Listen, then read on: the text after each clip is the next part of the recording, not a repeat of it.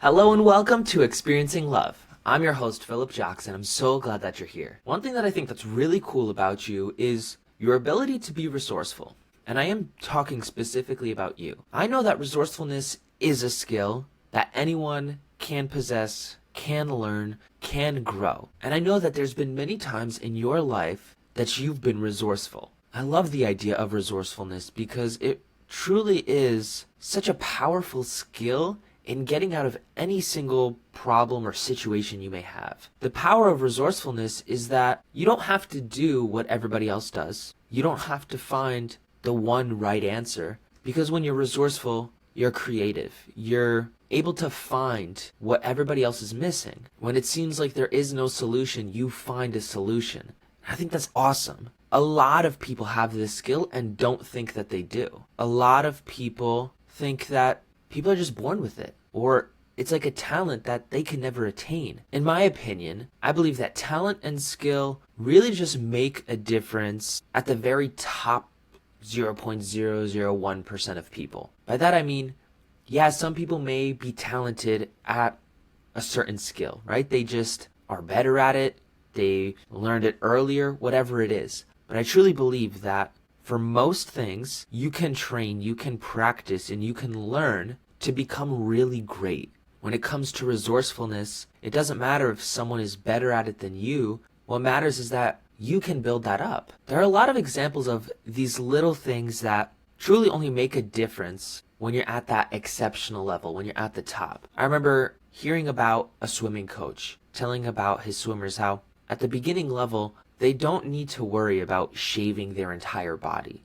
They don't need to worry about shaving their entire body because at that stage, they haven't mastered the technique of swimming. They haven't mastered building up their body in order to swim faster, to swim stronger. So rather than worry about shaving every single hair off your body, worry about getting good at swimming. That will increase your time much more than anything else. But then when you get to the peak level of performance, when you get someone, a swimmer, who is at the top of their game, their technique is as good as it could be, maybe minor improvements that'll shave a tenth of a second, if that. At that point, actually shaving your body will make a difference. Your body will glide faster in the water because you're already strong enough, you're already skilled enough. And now there are these little things you can adjust. That goes for a lot of things. And right now I'm really just thinking about this idea that whether or not you see it, you have been resourceful in your life and you could continue being more and more resourceful. This comes to mind because right now I have a predicament. I have a problem right in front of me. There's this activity that I don't want to do really, but I've already committed to doing it and it's happening very soon. And so I have a few options. I could just go and suck it up. I could bail and let down the people that I made the plans with. I didn't like either of those options because either one is pretty much going to hurt someone. It's either going to hurt myself or it's going to hurt them. And I chose resourcefulness to try to find a way that I can make it work for everyone. And people may say that's wishful thinking, and sometimes it may seem that way. But you'll never know if it's wishful thinking until you've thought about it, until you try to look for the answer. Because it's in those moments when someone finds that third option where everybody calls them a genius, where everybody calls them powerful, calls them smart, calls them all these different names, when in fact, they were just willing to try to find another option. So the one I came up with so far was that, you know what, I could go to this event, but I can make sure that I do something for myself after. I could do something for myself even before. My idea right now is, after this event, I'm going to come back, or maybe on the way back, I'll go rock climbing or something. I love to rock climb and I'm really in the mood to do it, so why not? I'm already going to be out of the house, and in that way, I could kind of kill two birds with one stone, right? I get to go see my friends, I get to go hang out with them, and at whatever point that I want to leave and go do my own thing, I can. I could just step out and say, alright guys, I'm going to go climb it. Because it's better than not showing up at all. I know you have something going on in your life right now that kind of sucks. I know you have some problem that seems like there's no good solution. And maybe it just seems that way for right now until you find that sneaky little option that minimizes all the things that suck. I once learned this method of making decisions, right? And when it comes to making decisions, this always felt like peak resourcefulness. So it briefly goes like this. You figure out, what is it that everybody wants? What is it that you want? What is it that anybody involved wants? Then you list all the options, right? You list every single choice you have now that seems obvious. Next, you go through all the options you have. Maybe you have 5, 6, or 7, and you start listing the consequences of each. What are the pros and cons, pretty much? What do you get out of one, and what do you lose out of that same one? And you do that for every single option you have. Then you eliminate whatever options are absolute no-goes. You say, nope, this will not work. This will not be good.